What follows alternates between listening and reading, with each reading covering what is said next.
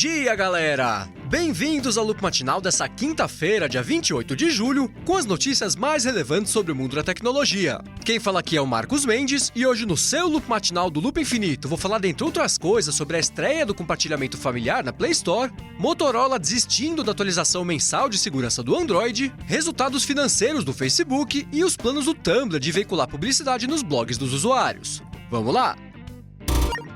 Eu começo o episódio de hoje falando sobre o Tumblr, que anunciou ontem, sem dar muitos detalhes, que vai começar a exibir banners nos blogs dos usuários. Num post apresentando a novidade, o Tumblr falou que quem não quiser ter banners no blog vai poder desligar isso nos ajustes, mas quem decidir deixar isso ligado vai ter a chance de ganhar uma participação em cima do dinheiro levantado pelas propagandas. Eles disseram que ainda estão acertando as regras de quem vai poder receber dinheiro e quem não vai poder, o que é estranho, né, já que eles resolveram anunciar a novidade, aí ficou pela metade, e terminaram o post dizendo que assim que eles tiverem mais detalhes a respeito disso tudo, eles vão compartilhar com a galera. Ontem o Reddit também resolveu anunciar uma novidade parecida com essa do Tumblr e disse que logo logo vai permitir que posts feitos por pessoas comuns sejam patrocinados por marcas e por anunciantes. Numa entrevista para o site Ad Age, o Steve Huffman, que é o CEO do Reddit, falou que quer fazer com que o site seja do tamanho do Facebook nos próximos anos, mas com uma relação mais honesta entre o site, os usuários e os anunciantes. Ele disse que o primeiro passo para isso vai estrear no dia 4 de agosto com um formato publicitário novo chamado Promoção de Post de Usuários. Ele vai funcionar assim: se uma marca gostar de algum texto postado por alguém lá no Reddit, ela vai poder patrocinar aquele texto e esse patrocínio vai ficar em destaque no site. Aí o que o Reddit vai fazer é exibir esse destaque para usuários que têm um perfil que a marca quer atingir e todo mundo sai ganhando com isso. Interessante. E enquanto isso, parece que a maré de sorte da Nintendo está começando a passar. Isso porque depois da queda das ações, agora que ela lembrou todo mundo que o Pokémon GO não é dela, ontem a empresa anunciou que vai atrasar o lançamento do Pokémon GO Plus, que é uma espécie de wearable que pisca e vibra e serve para ajudar a capturar os bichinhos lá no Pokémon GO. Esse wearable estava com o lançamento previsto para agora, final de julho, inclusive os estoques da pré-venda chegaram a esgotar, mas ontem a Nintendo anunciou que vai ter que adiar o lançamento para o final de setembro e não deu nenhum motivo para justificar esse atraso. O que eles fizeram foi publicar um tweet informando o mercado sobre isso e eles também entraram em contato com a galera da pré-venda para pedir desculpas e oferecer um desconto para a próxima compra. E agora o assunto é a Apple. Aliás, a Apple ontem anunciou que vendeu a bilionésima unidade de iPhone na semana passada, o que é um número insano, ainda mais levando em conta que a metade dessas vendas aconteceram nos últimos 2 anos, coisa de louco. Bom, depois da divulgação dos resultados negativos do terceiro trimestre fiscal de 2016, ontem as ações da Apple subiram, a alta chegou a bater ali os 7%, o que mostra como Wall Street é um lugar maluco. Como os resultados, apesar de ruins, ficaram acima do que era esperado e como a Apple projetou um cenário um pouco mais positivo para o próximo trimestre, os investidores não entraram em pânico e aí as ações acabaram subindo. Aliás, ainda sobre a divulgação dos resultados, o site iMore seguiu com a tradição de transcrever tudo o que foi dito na conferência telefônica que o Tim Cook e o Luca Maestri fizeram com os investidores, e se você quiser ler a conversa, é só pegar o link aqui na descrição ou lá no loopmatinal.com. Nessa conversa, os 2 executivos da Apple falaram sobre como a empresa vem encarando o mercado de realidade aumentada, sobre como a queda de 33% nas vendas da China vem afetando a Apple, e vale a pena dar uma espiada no texto caso você se interesse por essa parte mais estratégica da companhia. Ainda sobre a Apple, ontem a Parkopedia, que é uma espécie de serviço que lista estacionamentos ao redor do mundo, anunciou que conseguiu fechar um acordo lá em Cupertino e logo mais de 40 milhões de estacionamentos na América do Norte, América do Sul, Europa e Ásia vão fazer parte do banco de dados do Apple Maps. Nos 75 países onde isso vai ficar disponível, o Brasil e Portugal inclusive fazem parte dessa lista, a galera usando o Apple Maps vai poder tocar sobre qualquer estacionamento indicado ali na interface e vai ter acesso ao horário de funcionamento, número de vagas, preço, telefone, reviews, se o lugar é coberto ou não, e claro, vai dar para traçar uma rota até lá, o que é ótimo para quem tá lá rodando na rua e tem que achar um lugar para estacionar. No anúncio da novidade, que se você quiser ler tá aqui na descrição, a Parkopedia só não disse exatamente quando que isso vai começar a aparecer lá no Apple Maps para todo mundo, mas que ainda assim a novidade é bacana e tem tudo para ser bem útil, isso é.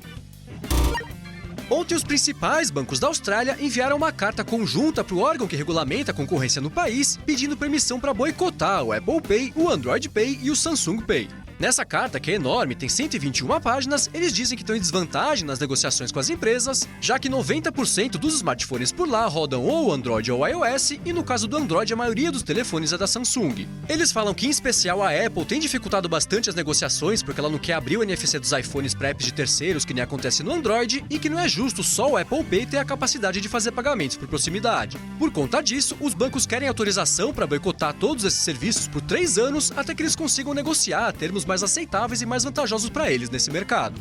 E azar dos clientes, né? E enquanto isso, a Microsoft lançou ontem para iPhone e para iPad um aplicativo chamado Pix. Ele é um app de câmera, mas ao contrário da maioria dos apps desse tipo, ele não deixa ajustar nada na hora de tirar a foto. O que ele faz é usar uma série de recursos diferentes de inteligência artificial e otimiza a foto de acordo com cada situação. Ele ajusta o foco, a exposição e tudo mais automaticamente e também usa um recurso que tira múltiplas fotos ao mesmo tempo e combina tudo para eliminar a granulação da imagem, para otimizar o contraste, iluminação e assim por diante. O Microsoft Pix é gratuito, por enquanto só está disponível para iOS, mas não deve demorar para aparecer também no Android. E se você quiser instalar ele no seu iPhone ou no seu iPad para testar, é só pegar o link aqui na descrição do episódio. Ontem o LinkedIn anunciou a compra de uma empresa de Chicago chamada Point Drive, que disponibiliza uma plataforma para criação e envio de apresentações pela internet. Essa plataforma deles oferece um jeito de criar apresentações tipo de PowerPoint para mandar para outras pessoas e depois fornece métricas de quem visualizou, quando foi que a pessoa abriu, quanto tempo ficou lá vendo os slides e por aí vai. Nem o LinkedIn nem a Point Drive quiseram falar quanto foi que custou essa aquisição, mas eles disseram que a plataforma da Point Drive vai ser absorvida pela unidade de vendas e soluções empresariais do LinkedIn. E falando em redes sociais, ontem foi a vez do Facebook de reportar resultados financeiros. Entre abril e junho desse ano, a rede registrou um aumento de 3,63% no número de usuários, chegando à marca de 1 bilhão e 710 milhões de pessoas, e reportou ganhos de 6,4 bilhões de dólares, o que ficou acima da previsão de 6 bilhões que eles tinham feito no trimestre passado. Na conferência telefônica que aconteceu depois da divulgação, o Mark Zuckerberg compartilhou alguns dados interessantes, como por exemplo o fato de que hoje acontecem 2 bilhões de buscas lá no site todos os dias, o que é meio bilhão a mais do que nesse mesmo período do ano passado. Agora, a informação que mais impressionou foi relativa ao lucro do Facebook. No último trimestre, a empresa lucrou 2 bilhões de dólares contra os 720 milhões do mesmo período do ano passado. Isso mostrou que a saúde econômica da empresa está bastante encaminhada. Se você quiser ler o relatório completo do Facebook, é só pegar o link aqui na descrição, mas se você só quiser ver a comparação dos resultados com os trimestres anteriores, eu deixei também um link para uma matéria do TechCrunch, que fez um trabalho bem legal de ilustrar e contextualizar os números mais importantes que pintaram ontem. Ontem a Xiaomi fez um evento lá na China e anunciou um telefone novo chamado Redmi Pro e um laptop, o primeiro da empresa, chamado Mi Notebook Air. O Redmi Pro é um telefone com tela OLED de 5,5 polegadas, memória RAM que varia entre 3 e 4 GB, armazenamento que vai de 32 até 128 GB, bateria de 4.050 mAh, bastante, leitor de impressão digital e um sistema de 2 câmeras na parte de trás, uma de 5 megapixels e uma de 13 megapixels, o que, segundo a Xiaomi, deixa as fotos do telefone com a mesma qualidade de uma DSLR. Ele vai começar a ser vendido lá na China a partir do dia 6 de agosto, custando ali o equivalente a entre 225 e 300 dólares. E como a Xiaomi não quer mais saber do Brasil, não dá nem pra ter esperança dele ser lançado por aqui. Já o notebook, que não tem como não dizer que é basicamente o MacBook Air da Xiaomi, vem em duas opções de tamanho. Um tem uma tela de 12,5 polegadas e o outro tem uma tela de 13,3 polegadas. Eles vão chegar nas cores prata e dourada e uma coisa bacana deles é que a tampa é totalmente lisa, não tem logo, não tem detalhe nenhum e isso ficou bem bonito. Por dentro, o Mi Notebook Air menor tem 4 GB de RAM, 128 GB de armazenamento SSD, processador Core M3, bateria que dura quase 12 horas e pesa 1,70 kg. Já o modelo maior pesa 1,3 kg, tem 8 GB de RAM DDR4, 256 GB de armazenamento flash, um espaço a mais para um drive SSD que só a Xiaomi tem como instalar, bateria que dura quase 10 horas e ele vem com uma GeForce 940MX com 1 GB de memória GDDR5 para alegria dos gamers. O Mi Notebook Air vai começar a ser vendido lá na China a partir do dia 2 de agosto, custando ali entre 520 e 750 dólares, e exemplo do Redmi Pro, não dá para esperar que ele seja lançado por aqui. E falando em chineses meio enrolados, ontem a Lenovo, que agora é dona da Motorola, disse que não vai se comprometer com o programa de atualizações mensais de segurança do Android.